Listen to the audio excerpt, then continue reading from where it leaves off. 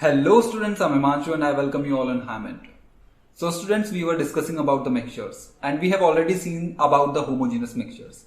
Now let's move a step ahead in this chapter, and today in this class we are going to discuss about the homogeneous mixtures. And along with this, we will also see the types of homogeneous mixtures. So without wasting any further time, let's get started.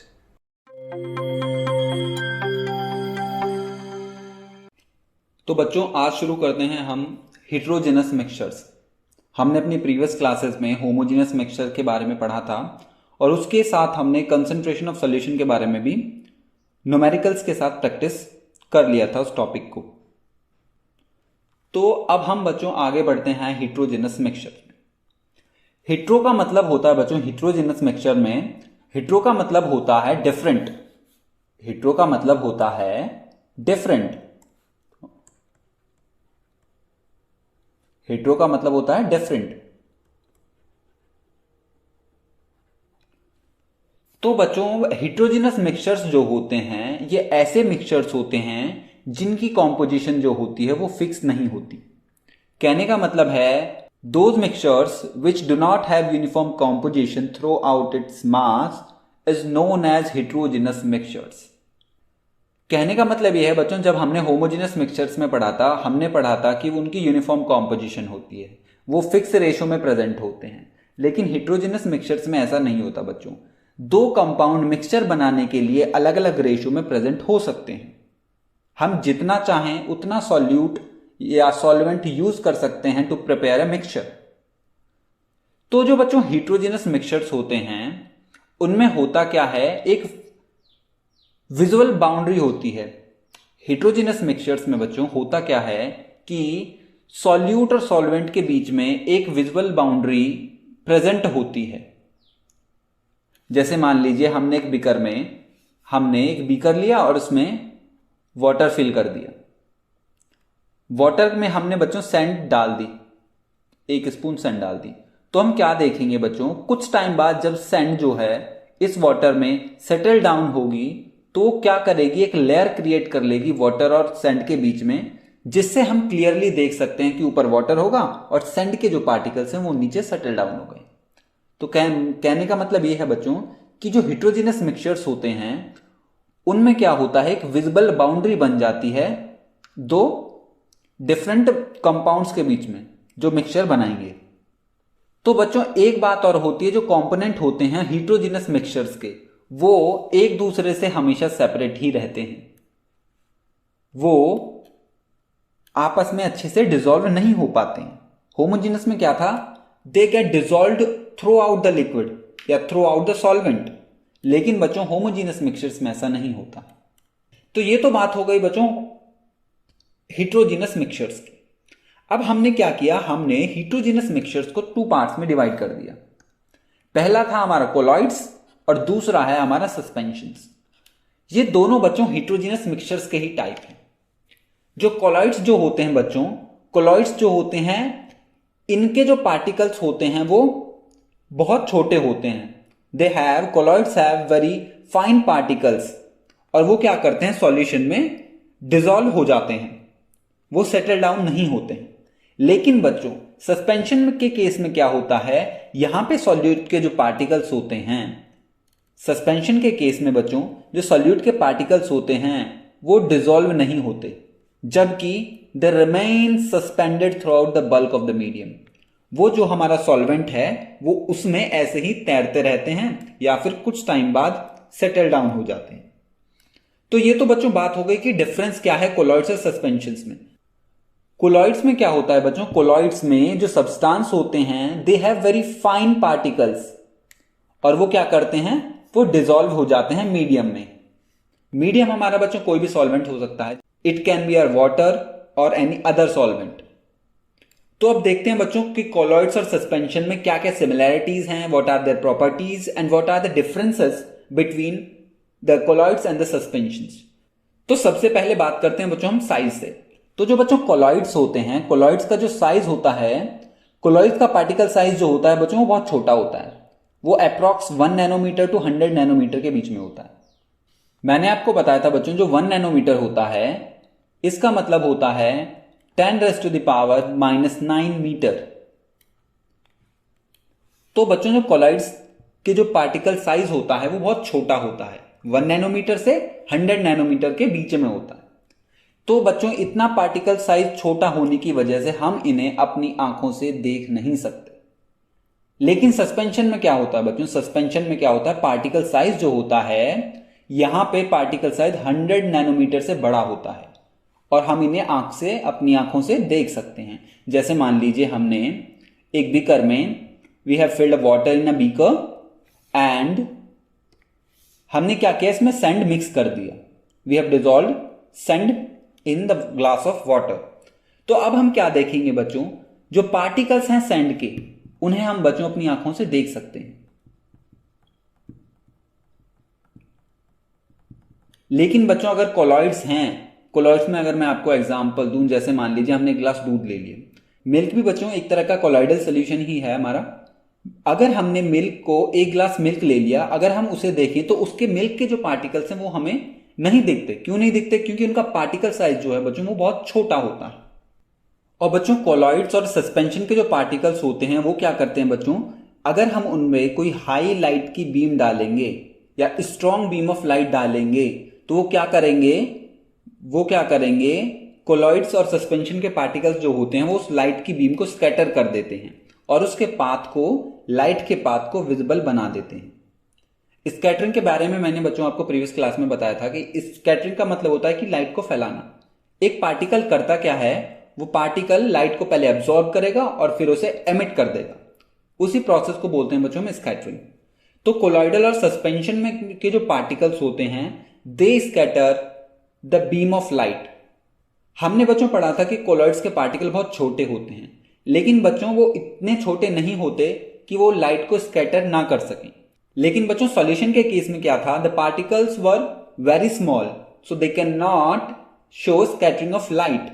लेकिन colloids और suspension में बच्चों particle size जो होता है वो solution के मुकाबले बड़ा होता है, तो they can scatter a strong beam of light. तो ये तो बात हो गई बच्चों कि पार्टिकल का साइज कितना होता है और कि ये लाइट की बीम को स्कैटर कर पाते हैं या नहीं।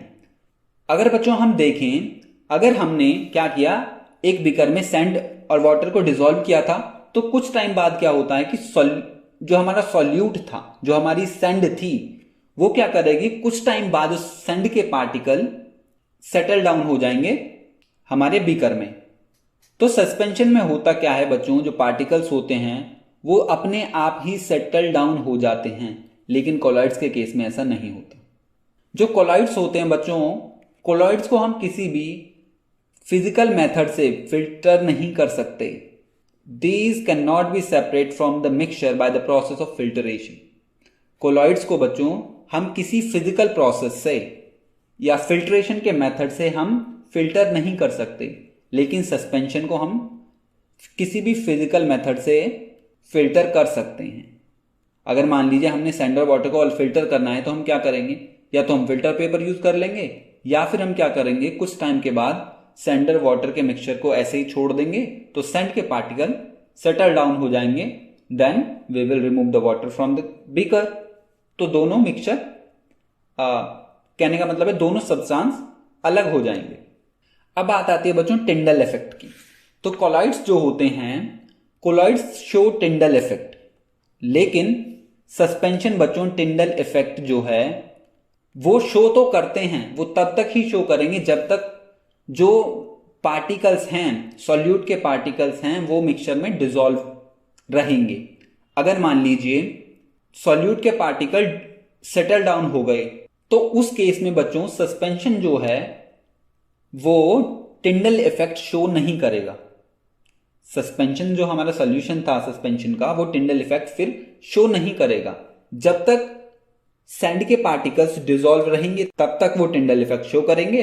After the particles get settle down then they will not show Tyndall effect. तो टिंडल इफेक्ट बच्चों होता क्या है? तो टिंडल इफेक्ट का मतलब है बच्चों, आप सभी ने देखा होगा कि अगर किसी कमरे में अंधेरा है और एक छोटी सी खिड़की है, तो जब आप खिड़की को खोलोगे तो आपको क्या दिखेगा? आपको दिखेगा कि सन की जो रेज हैं वो कमरे में आ रही हैं। एक बीम ऑफ लाइट, एक पतली सी बीम ऑफ लाइट जो है वो कमरे में खिड़की से आएगी, तो आप क्या देखोगे कि जो लाइट का पाथ है आप उसे देख पा रहे हो। तो उसी प्रोसेस को बोलते हैं बच्चों हम टिंडल इफेक्ट। उसमें होता क्या है, जो एयर में डस्ट पार्टिकल्स हैं, जो एयर के अंदर जो डस्ट पार्टिकल हैं वो क्या करेंगे, लाइट को स्कैटर करेंगे, जिसकी वजह से आपको लाइट का पाथ विजिबल हो पाता है। उसी को कहते हैं बच्चों हम टिंडल इफेक्ट। तो कोलाइड्स जो होते हैं वो टिंडल इफेक्ट शो करते हैं, लेकिन सस्पेंशन टिंडल इफेक्ट शो नहीं करते। नेक्स्ट है बच्चों ब्राउनिंग मूवमेंट। ब्राउनिंग मूवमेंट का मतलब होता है बच्चों, ब्राउनिंग मूवमेंट का मतलब होता है zigzag motion of colloidal particles. मैं लिख देता हूं, इसका मतलब होता है बच्चों zigzag movement of colloidal particle या फिर particles of mixture. zigzag movement of particles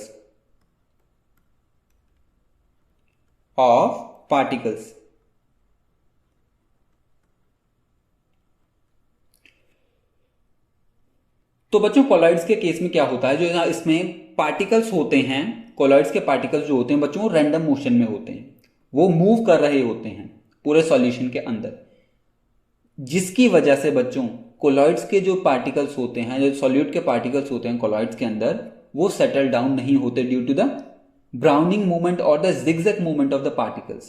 कहने का मतलब यह है कि कोलॉइड्स के जो पार्टिकल्स होते हैं वो रैंडम मोशन में होते हैं या जिगजैग मूवमेंट शो कर रहे होते हैं, जिसकी वजह से वो जो है वो सोल्यूशन के नीचे या मिक्सचर के में सेटल डाउन नहीं हो पाते हैं due to the browning movement. लेकिन सस्पेंशन के अंदर क्या होता है बच्चों, सस्पेंशन जो है वो ब्राउनिंग मूवमेंट शो भी कर सकता है और नहीं भी शो कर सकता। तो सस्पेंशन के केस में क्या होता है बच्चों, जो पार्टिकल्स का मूवमेंट है, अगर मान लीजिए हमारा जो सैंड वाला मिक्सचर था, हम उसमें पार्टिकल्स के मूवमेंट को देख सकते हैं, तब तक देख सकते हैं जब तक वो नीचे सेटल डाउन नहीं हो जाते हैं। अगर बच्चों पार्टिकल्स जो है वो सेटल डाउन हो जाते हैं मिक्सचर के, सस्पेंशन के केस में सैंड के पार्टिकल्स मान लीजिए सेटल डाउन हो गए, so in that case we can not see the browning movement.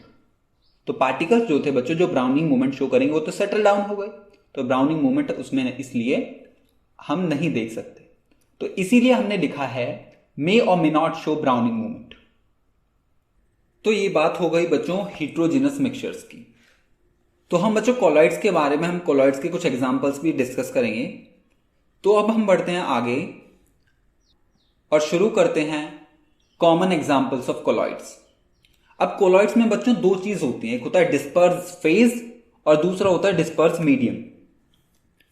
Disperse phase जो होता है बच्चों आप इसे समझिए एज ए सॉल्यूट। जो डिस्पर्स फेज होता है इसको आप ट्रीट कीजिए as a solute,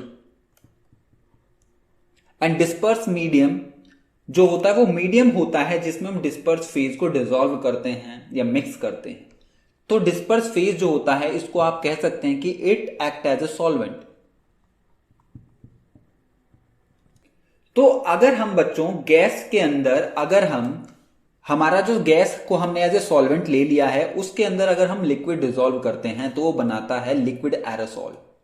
liquid aerosol, इसमें एग्जांपल आ जाते हैं बच्चों फॉग्स आ गए, आपके क्लाउड्स आ गए और मिस्ट, ये इसके एग्जांपल्स होते हैं लिक्विड एरोसॉल के।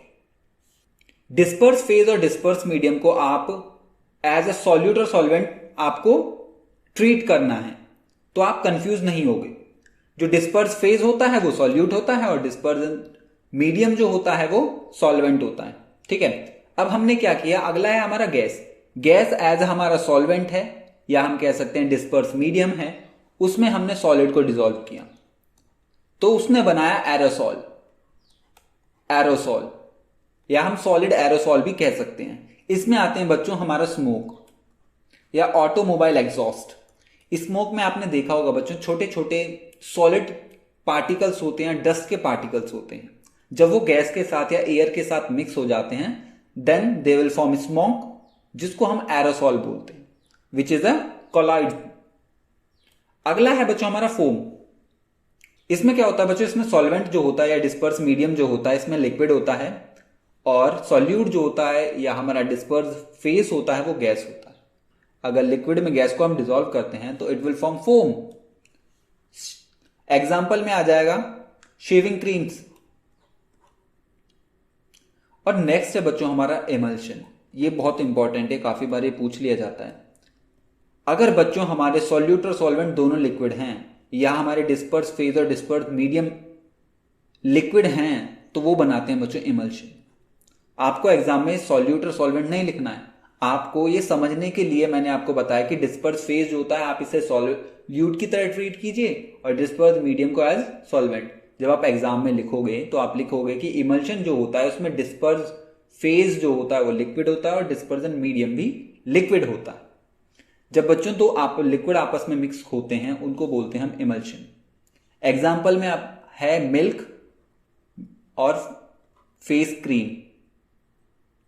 नेक्स्ट है बच्चों हमारा सोल। सोल जो होता है इसमें हमारा जो डिस्पर्स मीडियम होता है वो लिक्विड होता है और जो हम इसमें मिलाएंगे वो सॉलिड होता है, तो ये बना लेता है सोल। एग्जाम्पल में हो गया बच्चों मड। मड अगर बच्चों हम पानी में मिट्टी मिलाएंगे तो इट विल फॉर्म मड। और दूसरा एग्जाम्पल है milk of magnesia. Milk of magnesia. Milk of magnesia जो होता है बच्चों मैग्नीशियम हाइड्रोक्साइड होती है। ये जो मिल्क ऑफ मैग्नीशिया होता है, मिल्क ऑफ मैग्नीशिया होता है, ये बच्चों MgOH मैग्नीशियम हाइड्रोक्साइड होती है। ये जो बच्चों मैग्नीशियम हाइड्रोक्साइड होती है ये बच्चों यूज होती है एज अ डाइजीन में। जब बच्चों एसिडिटी हो जाती है तो उसमें हम क्या करते हैं एंटासिड्स का यूज करते हैं, तो उसका एक कंपोनेंट होता है मिल्क ऑफ मैग्नीशिया। ये एज अ एंटासिड हम इसे यूज करते हैं टू क्योर द एसिडिटी। तो नेक्स्ट है बच्चों हमारा सॉलिड फोम। अब इसमें क्या होता है बच्चों, इसमें हमारा सॉल्वेंट जो होता है या डिस्पर्स मीडियम जो होता है वो सॉलिड होता है और जो हम इसमें मिलाएंगे वो होती है हमारी गैस। इसमें आते हैं हमारे बच्चों रबर आ गया, स्पॉन्ज आ गया या प्यूमिस। प्यूमिस जो होता है बच्चों एक तरह का स्टोन होता है जिसके अंदर पोर्स होते हैं। ये एक वॉल्केनिक स्टोन होता है जिसके अंदर बच्चों होल्स होते हैं और उन होल्स के अंदर एयर ट्रैप हो जाती है, तो वो बच्चों पानी के ऊपर तैरता है। ठीक है, तो उसको क्या बोलते हैं, उसको बच्चों सॉलिड फोम बोलते हैं। इसमें था क्या, सॉलिड के अंदर गैस मिक्स हो गई तो इसने बना लिया बच्चों सॉलिड फोम। मिक्स तो हम नहीं कह सकते क्योंकि उस सॉलिड के अंदर जो कैविटी होती है उसके अंदर एयर ट्रैप हो जाती है, गैस जो है वो ट्रैप हो जाती है, तो वो बनाता है बच्चों सॉलिड फोम। नेक्स्ट है बच्चों हमारा कोलॉइड्स में जेल। जेल में होता क्या है बच्चों, सॉलिड होता है हमारा एज ए डिस्पर्स मीडियम और हम इसमें मिक्स करते हैं सॉलिड के अंदर लिक्विड, तो वो बनाता है हमारा जेल। जैसे इसमें बटर आ गया, चीज आ गई और आपकी जेलीज आ गई। नेक्स्ट है बच्चों हमारा सॉलिड सोल। सॉलिड सोल में बच्चों क्या होता है, डिस्पर्स फेज और डिस्पर्स मीडियम में दोनों सॉलिड होते हैं और इसमें आते हैं आपके कलर्ड जेमस्टोन्स आ जाते हैं, आपके जो प्रीशियस स्टोन्स होते हैं और मिल्की ग्लास। मिल्की ग्लास का मतलब होता है बच्चों एक ट्रांसल्यूसेंट सा एक ग्लास आता है, एक ब्लरी टाइप का ग्लास आता है, आपने देखा होगा, उसको हम बच्चों मिल्की ग्लास बोलते हैं। ज्यादातर इसे हम विंडोज में भी बच्चों यूज करते हैं। ब्लरी सा ग्लास होता है जो हम मेनली विंडोज के लिए यूज करते हैं, उसको हम बच्चों मिल्की ग्लास बोलते हैं। इसमें आपको इमल्शन ध्यान रखना है और एक इसमें जेल भी आपको ध्यान रखना है, ये काफी बार पूछ लिया जाता है। तो ये तो बात हो गई बच्चों की कॉमन एग्जांपल क्या क्या थे कोलॉइड्स के, तो वो हमने देख लिया। हमारा था एरोसोल था, फोम था, emulsion, sol, gel, solid, sol and foam के बारे में हमने डिस्कस कर लिया। अब हम बढ़ते हैं बच्चों आगे और स्टार्ट करते हैं separating the component of mixture. अब मिक्सचर के डिफरेंट डिफरेंट कंपोनेंट्स को हम कैसे सेपरेट कर सकते हैं, तो इसमें बच्चों पहला आता है आपका फिल्ट्रेशन। पहला प्रोसेस है इसके अंदर फिल्ट्रेशन। इसमें होता क्या है बच्चों, फिल्ट्रेशन एक ऐसी टेक्निक है जिसमें हम इनसॉल्युबल सॉलिड पार्टिकल्स को लिक्विड से सेपरेट करते हैं। और इस टेक्निक का इस्तेमाल बच्चों हम जब भी करते हैं जब जो हमारा इनसॉल्युबल सॉलिड है वो सेटल डाउन नहीं करता। अगर मान लीजिए हमने क्या किया, क्ले लिया, हमने क्ले को वाटर में डिसॉल्व कर दिया, सैंड नहीं लिया। सैंड क्या करेगी बच्चों, सैंड तो अपने आप सेटल डाउन हो जाएगी और हम उसे सेडिमेंटेशन के प्रोसेस से आप आराम से रिमूव कर सकते हैं, आराम से हम सेंडर वाटर को अलग कर सकते हैं। लेकिन फिल्ट्रेशन में क्या होता है, फिल्ट्रेशन में जो हमारा इनसॉल्युबल मटेरियल है वो सेटल डाउन नहीं होना चाहिए।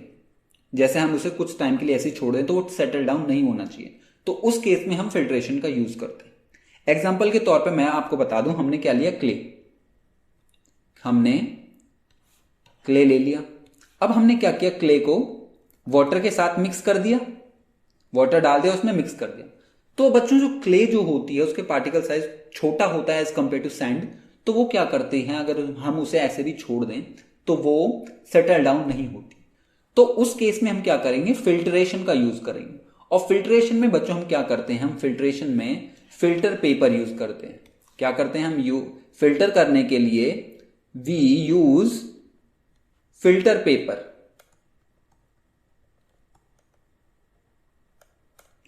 तो ये बात हो गई बच्चों फिल्ट्रेशन की। अगर मैं आपसे कहूं कि कुछ सॉलिड पार्टिकल्स जो होते हैं लिक्विड के, वो इतने छोटे होते हैं कि वो फिल्टर पेपर को भी पास कर जाते हैं, तो अब हम उसमें से कैसे फिल्ट्रेशन करेंगे, या हम कैसे उस मिक्सचर में से अलग करेंगे दो कंपोनेंट्स को। तो उस केस में बच्चों हम यूज करते हैं सेंट्रीफ्यूगेशन मेथड का। सेंट्रीफ्यूगेशन में बच्चों करते क्या हैं हम, सेंट्रीफ्यूगेशन में हम क्या करते हैं, मान लीजिए हमें मिल्क से बटर अलग करना है, हमें क्या करना है, हमें दूध से क्रीम को अलग करना है। तो हम क्या करेंगे, हम उसे चर्न करते हैं, हम उसे घुमाते हैं। तो सेंट्रीफ्यूगेशन में भी बच्चों ऐसा ही होता है। हम क्या करते हैं, हम अपने जो हमारा मिक्सचर है या हमारा मिल्क है उसको हम क्या करेंगे, स्पिन करेंगे, बहुत स्पीड से हम उसे स्पिन करेंगे। तो होता क्या है इसमें, जो बच्चों लाइटर पार्टिकल्स होंगे मिक्सचर में, वो तो ऊपर आ जाएंगे घुमाने से उसे, और जो डेंसर पार्टिकल होंगे, जो हैवी पार्टिकल्स होंगे, वो नीचे रह जाएंगे। तो अब क्या देखते हो, आप देखते हो जब हम बटर निकालते हैं, क्रीम को अलग करते हैं मिल्क से, तो होता क्या है, बटर जो होता है वो लाइट होता है, तो वो तेजी से घुमाने पर, स्पिन करने से, तो वो ऊपर आ जाता है, और जो बाकी का जो अदर मिक्सचर है या जो हमारा मिल्क है, जो क्रीम है, वो ऊपर आ गई, और जो बाकी का मिल्क है वो नीचे रह जाता है। तो यही है बच्चों प्रिंसिपल सेंट्रीफ्यूगेशन का। सेंट्रीफ्यूगेशन हम कब करते हैं, हम सेंट्रीफ्यूगेशन तब करते हैं जब सॉलिड पार्टिकल जो होते हैं लिक्विड के, वो इतने छोटे होते हैं कि वो फिल्टर पेपर को भी पार कर जाएं या क्रॉस कर दें फिल्टर पेपर के पोर को। तो उस केस में हम सेंट्रीफ्यूगेशन का यूज करते हैं। और अब यूजेस क्या क्या है बच्चों सेंट्रीफ्यूगेशन मेथड के, इसको हम यूज करते हैं बच्चों यूरिन टेस्ट और ब्लड टेस्ट के लिए, लेबोरेटरीज में यूज करते हैं, घर में यूज करते हैं, और बच्चों डेयरी पे यूज करते हैं क्रीम को मिल्क से निकालने के लिए, और वॉशिंग मशीन में भी बच्चों हम अपने कपड़े सुखाने के लिए भी इसका यूज करते हैं। आप सभी को पता है कि जब हम वॉशिंग मशीन में अपने क्लोथ्स को डालते हैं, जब हम अपने गीले कपड़े वॉशिंग मशीन में डालते हैं, तो आपको पता है कि वो बहुत तेजी से स्पिन करना शुरू कर देती है, और जिसकी वजह से कपड़े जो हैं वो स्क्वीज हो जाते हैं, सूख जाते हैं। तो ये हो गई बात बच्चों सेंट्रीफ्यूगेशन की। अब अगला मेथड है हमारा इवापोरेशन। इस इवापोरेशन में हम क्या करते हैं बच्चों, हम ये जानते हैं कि लिक्विड जो होते हैं वो इजीली वेपराइज कर जाते हैं, और जो सॉलिड होते हैं वो इजीली वेपराइज नहीं करते, ये आपको पता है। तो उसी प्रोसेस का हम ये इसमें यूज करते हैं। ठीक है, जैसे मान लीजिए मैंने वाटर लिया, उसमें सॉल्ट मिक्स कर दिया। अब मान लीजिए अब सॉल्ट तो डिसॉल्व हो गया है, अब मुझे वाटर से सॉल्ट को एक्सट्रैक्ट करना है। तो हम क्या करेंगे, वाटर को हीट करेंगे, धीरे धीरे से हीट करेंगे। तो कुछ टाइम बाद क्या होगा, जितना भी हमारा वाटर है, वाटर क्या है हमारा, water is a solvent here, वो क्या करेगा, वो धीरे धीरे सारा एवापोरेट हो जाएगा, और जो हमारा सॉल्यूट है, जो हमारा सॉल्ट है, वो हमारे पॉट में एज इट इज रहेगा इन फॉर्म ऑफ पाउडर। तो इवापोरेशन में हम करते क्या है बच्चों, हम जो हमारा सॉल्वेंट है उसको हम एवापोरेट कर दे हैं, और जो हमारा सॉल्यूट है वो उसी हमारे वॉच ग्लास में या हमारे पॉट में या चाइना डिश में वो as it is in form of solid या पाउडर फॉर्म में हमें मिल जाता है। जैसे मैंने आपको बताया था कि सॉल्ट को वाटर से कैसे निकालते हैं। तो बच्चों एवापोरेशन का ही हम यूज करके सॉल्ट को सी वाटर से अलग करते हैं। वैसे तो इसमें क्रिस्टलाइजेशन का भी प्रोसेस आता है, वो हम आगे डिस्कस करेंगे, लेकिन सॉल्ट को सी वाटर से अलग करने के लिए बच्चों इवापोरेशन का भी यूज होता है। ठीक है, तो मैंने आपको बताया था कि जो हमारा नॉन वोलेटाइल सॉल्यूट जो होता है वो जब लिक्विड में मिक्स होता है तो हम उसे हीट करते हैं, तो सॉल्वेंट तो हमारा इवापोरेट कर जाएगा और जो हमारा सॉल्यूट है वो पीछे रह जाएगा। तो ये बात हो गई इवापोरेशन की। इसमें अगर बच्चों हमें इंक को अलग करना है, अगर मान लीजिए मैंने आपको एक ब्लू इंक को वाटर में थोड़े से वाटर में मिक्स करके दे दिया, तो अगर वो आपको अलग करना है तो हम क्या करेंगे, इंक हमारा इसमें क्या है, सॉल्यूट है, and water is our solvent, तो हम क्या करेंगे, we will evaporate the solvent and we will get our ink back. तो ये होता है बच्चों इवापोरेशन का प्रोसेस। अब हम आगे डिस्कस करते हैं क्रिस्टलाइजेशन को। क्रिस्टलाइजेशन से बच्चों जैसे इसका नाम बता रहा है, क्रिस्टलाइजेशन में क्या होगा कि क्रिस्टल बनेगा। तो ये बच्चों प्रोसेस होता है, it's a process of formation of crystal of solid from A solution bye cooling. हम करते क्या है, मान लीजिए बच्चों अगर हमें सॉल्ट को, जो सॉल्ट वाटर में हमारा मिक्स था, अगर हमें उस सॉल्ट को क्रिस्टल की फॉर्म में हमें वो सॉल्ट चाहिए, तो हम क्या करेंगे, पहले तो आधे सॉल्वेंट को इवापोरेट कर देंगे या उसे हीट करेंगे, और जब उसमें थोड़ा सा सॉल्वेंट बचेगा, या मेरा मतलब थोड़ा सा सॉल्यूशन जब बचेगा, तो अब हम उसे छोड़ देंगे बच्चों धीरे धीरे ठंडा होने के लिए। जैसे जैसे वो धीरे धीरे ठंडा होगा तो वो क्या करेगा, सॉल्ट जो है हमारा वो क्रिस्टल की फॉर्म गेन करना शुरू कर देगा, और इसी प्रोसेस को बोलते हैं बच्चों क्रिस्टलाइजेशन। हमने लिखा भी हुआ है कि it's a process of the formation of crystals of solid from A solution bye cooling. तो ये बात हो गई बच्चों क्रिस्टलाइजेशन की। और एक बात और, क्रिस्टलाइजेशन जो होता है बच्चों, it's a best method for purification as compare to the evaporation. ऐसा हमने क्यों कहा, ऐसा बच्चों इसलिए कहा हमने, कुछ सॉलिड्स जो होते हैं बच्चों, अगर हम उसे ज्यादा हीट कर देते हैं तो वो डिकम्पोज हो जाते हैं। जैसे हम बात करें शुगर की, शुगर को अगर बच्चों हमारे पास एक शुगर का सॉल्यूशन है, तो अगर हम उसे अलग करना है तो हम उसे क्रिस्टलाइजेशन से करेंगे। क्यों इवापोरेशन हम क्यों यूज नहीं करेंगे? इवापोरेशन क्या करेगा बच्चों, इवापोरेशन सारे के सारे सॉल्वेंट को सुखा देगा या एवापोरेट कर देगा, जिसकी वजह से जो हमारी शुगर है वो डिकम्पोज होना शुरू कर देगी। सॉल्यूशन हमारा सूख जाएगा और जो हमारी शुगर थी वो डिकम्पोज हो जाएगी। एक तो मेन रीजन हो गया ये। और दूसरा रीजन ये है कि इवापोरेशन में बच्चों हमारे क्रिस्टल नहीं बनते, इवापोरेशन के केस में क्रिस्टल्स नहीं बनते। और तीसरा हमारा रीजन है कि जो सॉल्युबल इंप्योरिटीज होती हैं वो इवापोरेशन के केस में रिमूव नहीं होती। यहां पे क्या होता है बच्चों, क्रिस्टलाइजेशन में जो इंप्योरिटीज उसमें प्रेजेंट होंगी हमारे सॉल्यूशन में, तो जो हमारा सॉल्यूट है वो क्या करेगा, वो क्रिस्टल का फॉर्म अटेन कर लेगा, वो क्रिस्टल में कन्वर्ट हो जाएगा, and rest of our impurities will be in the solution. जो हमारा थोड़ा सा सॉल्यूशन बचेगा, थोड़ा सा, वो इंप्योरिटीज उसमें होंगी। लेकिन इवापोरेशन के केस में ऐसा नहीं होता है। तो इसीलिए हम कहते हैं बच्चों कि इवापोरेशन से अच्छा जो है प्यूरिफिकेशन के लिए क्रिस्टलाइजेशन मेथड बेस्ट है। Crystallisation is better than evaporation. तो ये बात हो गई बच्चों क्रिस्टलाइजेशन की। अब हम बढ़ते हैं आगे, हम स्टार्ट करते हैं बच्चों सब्लिमेशन से। सब्लिमेशन का मतलब होता है बच्चों हम सॉलिड से हम डायरेक्ट चेंज कर रहे हैं किसी भी कंपाउंड को गैस में। तो इस प्रोसेस में होता क्या है बच्चों, सॉलिड जो है हमारा डायरेक्ट गैसियस स्टेट में चेंज हो जाता है और बिना लिक्विड स्टेट में आए। इसी प्रोसेस को बोलते हैं बच्चों हम सब्लिमेशन। तो सब्लिमेशन का यूज हम बच्चों कहां करते हैं? अगर मान लीजिए हमारे पास एक मिक्सचर है आयोडीन का और सैंड का। मान लीजिए हम क्या करते हैं, हमने एक अपनी चाइना डिश या वॉच ग्लास ले लिया, इसमें हमारे पास मिक्सचर है सैंड का और आयोडीन का, आपस में मिक्स। अब बच्चों हम आयोडीन को कैसे अलग करेंगे?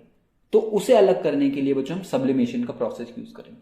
अब उसमें होगा क्या, आप देखिए यहां पे सब्लिमेशन में हम करेंगे क्या, इसमें हम क्या करेंगे, इसे हीट करेंगे। इसे हीट प्रोवाइड करेंगे और इसके ऊपर बच्चों हम एक ग्लास फनल लेंगे। ग्लास फनल का हम यूज करेंगे और उसके ऊपर ऐसे उसे रख देंगे और उसका जो ये पोर है या इसको हम प्लग कर देंगे विद कॉटन, कॉटन प्लग से इसे बंद कर देंगे। अब होगा क्या बच्चों, जैसे जैसे हम हीट करेंगे तो आयोडीन जो है हमारा वो मिक्सचर से सेपरेट होने लगेगा। होगा क्या, आयोडीन जो है वो सब्लिमेट करना शुरू करेगा। जैसे बच्चों वो सब्लिमेट करेगा तो वो क्या करेगा, वो हमारे इस फनल पे ऐसे यहां पे डिपॉजिट होना शुरू कर देगा और जो बाकी की जो हॉट एयर है वो इस कॉटन प्लग से बाहर हो जाएगी और जो हमारा सॉलिड है, जो हमारा आयोडीन है, वो फनल के ऊपर ऐसे स्टिक हो जाएगा। बाद में हम क्या करेंगे, इस फनल से उसे एक्सट्रैक्ट कर लेंगे। तो ये प्रोसेस होता है बच्चों सब्लिमेशन का। अब इसमें कुछ एग्जांपल्स होते हैं बच्चों, कुछ सॉलिड्स होते हैं जो सब्लिमेट करते हैं, जैसे नेफ्थलीन हो गई। नेफ्थलीन आपने देखा होगा, हम नेफ्थलीन की आपने बॉल्स को देखा होगा कि नेफ्थलीन की बॉल्स हम अपने घर में भी यूज करते हैं। और एंथ्रासीन हो गया। एक और है बच्चों इसमें कैम्फर है, कैम्फर हो गया, या अमोनियम क्लोराइड हो गया। ये सारे के सारे बच्चों सब्लिमेशन शो करते हैं। ये सारे के सारे सॉलिड जो हैं ये सब्लिमेट कर जाते हैं जब हम इसे थोड़ा सा हीट करें। तो ये प्रोसेस हो गया बच्चों सब्लिमेशन का, कि हम कैसे दो मिक्सचर्स को, अगर उसमें कोई ऐसा मिक्सचर है जो सब्लिमेट करता है, उसे हम सब्लिमेशन से कैसे एक्सट्रैक्ट करेंगे। अब नेक्स्ट है बच्चों हमारा क्रोमेटोग्राफी।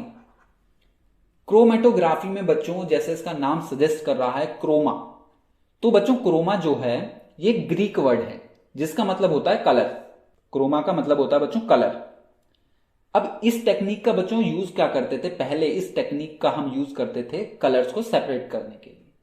फिर क्या हुआ बच्चों, हम धीरे धीरे इस टेक्निक का यूज हम अलग अलग केमिकल सब्सटेंस को मिक्सचर से एक्सट्रैक्ट करने के लिए भी हम यूज करने लगे। तो इसका नाम हो गया क्रोमेटोग्राफी।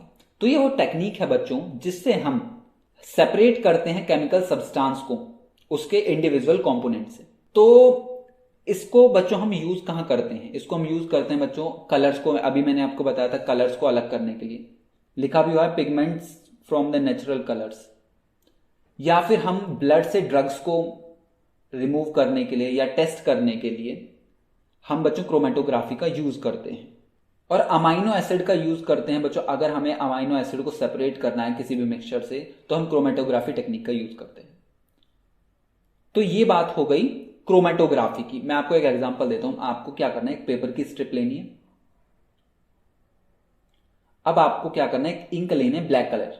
ब्लैक कलर को यहां पे पेपर के जो एंड पॉइंट है उससे थोड़ा ऊपर आपको क्या करना है, आपको एक इंक का डॉट रख देना है। इंक को बाकायदा सूखने देना है। अब after that what you will have to do, आपको क्या करना है, इसको पानी में डिप कर देना है। मेक श्योर दैट कि आपका जो ये इंक है उससे वाटर का लेवल कम ही हो। तो अब क्या होगा बच्चों, धीरे धीरे जो स्ट्रिप है, या हम इसमें मेनली इस फिल्टर पेपर का यूज करते हैं, फिल्टर पेपर का यूज करते हैं वैसे तो। अब क्या होगा, पानी बच्चों धीरे धीरे इसमें राइज करना शुरू करेगा, पेपर गीला होना शुरू करेगा और कुछ टाइम बाद आप क्या देखोगे, you will have the different colours which are present in a black ink. आप देखोगे कुछ टाइम बाद कि ब्लैक कलर के अंदर जितने भी कलर हैं वो सारे के सारे सेपरेट हो जाएंगे। इसी टेक्निक को बोलते हैं बच्चों क्रोमेटोग्राफी। तो यूज मैंने आपको बता दिया कि अमीनो एसिड को मिक्सचर से अलग करने के लिए, कलर्स को अलग करने के लिए और ब्लड से ड्रग्स को अलग करने के लिए, टेस्ट करने के लिए हम क्रोमेटोग्राफी टेक्निक का यूज करते हैं। तो ये बात हो गई बच्चों separating the component of mixture. अब हम बढ़ते हैं आगे, separation of to immiscible liquids. आप सभी को पता है बच्चों कि अगर हम पानी में ऑयल को मिक्स करेंगे तो वो मिक्स होगा, नहीं होगा। तो बच्चों जो लिक्विड आपस में मिक्स नहीं होते उनको हम बोलते हैं इमिसिबल लिक्विड्स। अब दो इमिसिबल लिक्विड्स को हम कैसे फिल्टर करेंगे या हम कैसे सेपरेट करेंगे, तो उसके बारे में बच्चों अब देखते हैं। We are having a mixture in which oil and water are mixed together.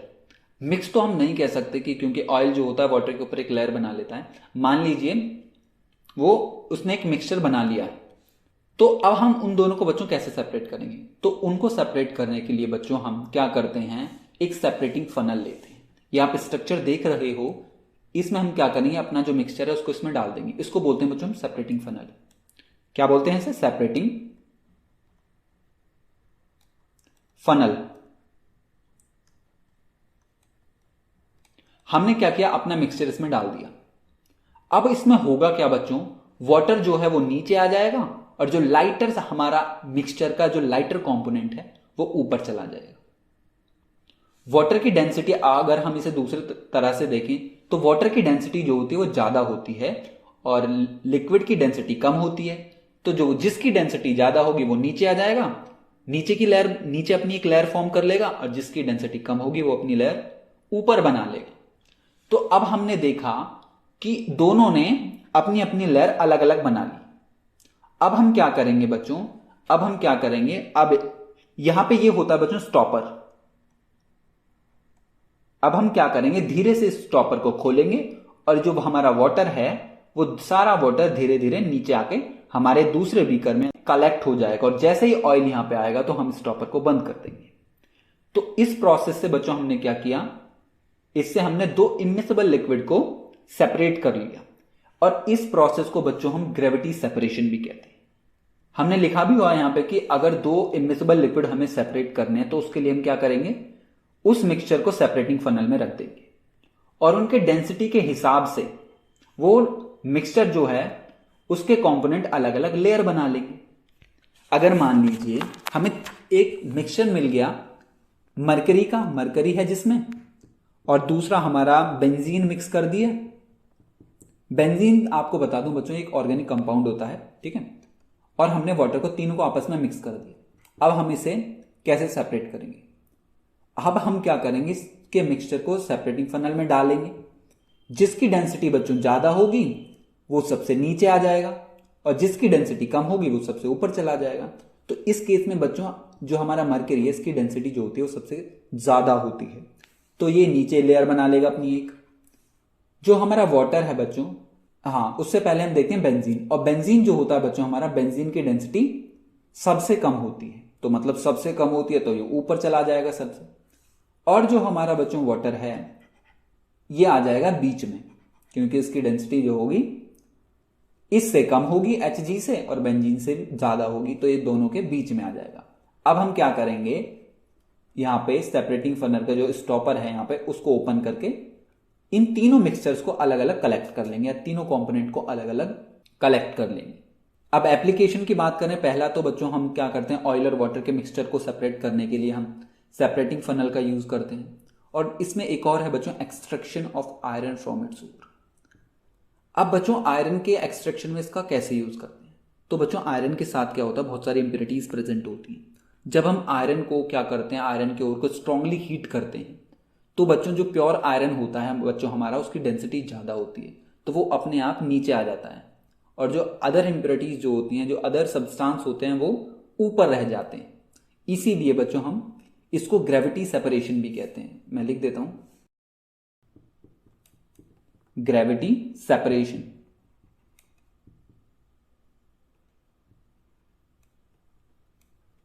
तो ये तो बात हो गई बच्चों कि हम दो इमिसिबल लिक्विड्स को कैसे सेपरेट करेंगे।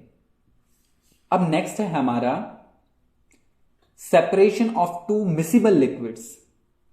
इस टॉपिक को बच्चों हम नेक्स्ट क्लास में देखने वाले हैं। इस टॉपिक को बच्चों हम देखेंगे अपनी नेक्स्ट क्लास में। तब तक के लिए आप जो हमने आज इस क्लास में पढ़ा है उसे अच्छे से रिवाइज कीजिएगा। तब तक के लिए bye bye and see you in the next class and have a good day.